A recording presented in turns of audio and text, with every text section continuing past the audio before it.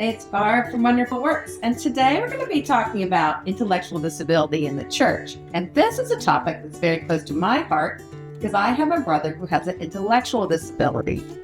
So I'm so glad that you're here today as we learn what to look for and why you should never count someone out. Hey there, what you doing? Oh, you're deciding which student should lead the next activity? How about her? Oh, she has an intellectual disability, so you're not so sure? I see. But do you? Intellectual disability in the church. 3 things to look for. Students with intellectual disabilities come in all shapes and sizes, needs and strengths, personalities, and life experiences. In fact, each person is beautiful, complex, and unique.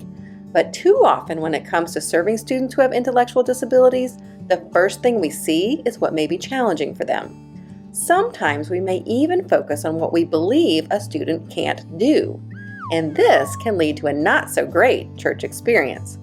But what if we change the way we see things? Join us today as we learn 3 things to look for when it comes to serving students with intellectual disabilities at church.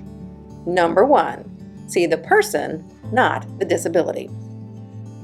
According to the American Association on Intellectual and Developmental Disabilities, an intellectual disability is a condition characterized by significant limitations in both intellectual functioning and adaptive behavior that originates before the age of 22.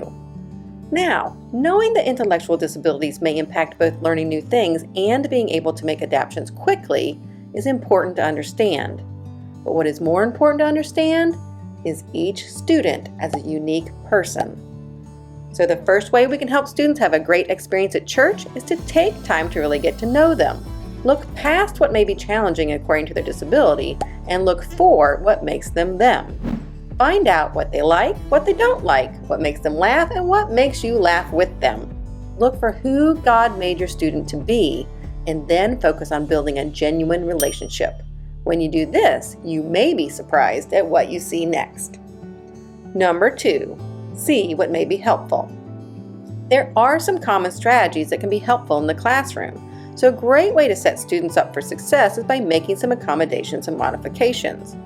For instance, when it comes to giving instructions, try breaking them up into smaller parts and giving the student extra time to process each step.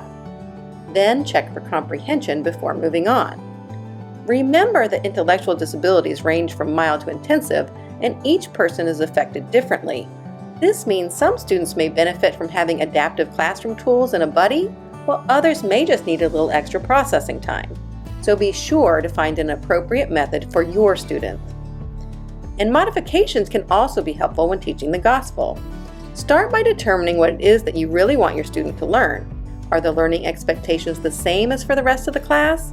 If not, modify the expectations to meet the learning needs of your student. Then ask yourself if the way the lesson is taught should be modified as well.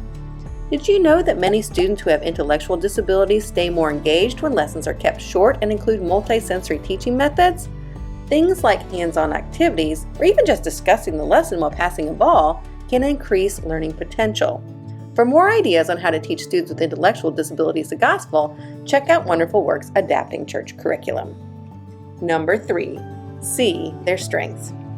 And of all of our tips today, this one is most important. Too often, leaders view students with intellectual disabilities as just people to serve, forgetting that God made everyone to serve. So make it a point to notice what your student excels at. Look for her strengths and gifts. Is he a compassionate, calming influence on others? Does she shine while helping teachers teach? Having an intellectual disability does not stop people from making the world a better place. But too often, we stop students from showing what they can do by lowering our expectations or neglecting to give them the opportunities to shine. So instead, look for places where your student can serve or lead. Then see the world become just a little bit better place to be. Oh hey, now you see! Well, I think we learned a lot today, but there's one more thing before you go. This week, challenge yourself to spend some time seeing the people around you with fresh eyes. What assumptions have you been making, and what has a second look taught you? Then take some time this week to reflect on 1 Samuel 16:7.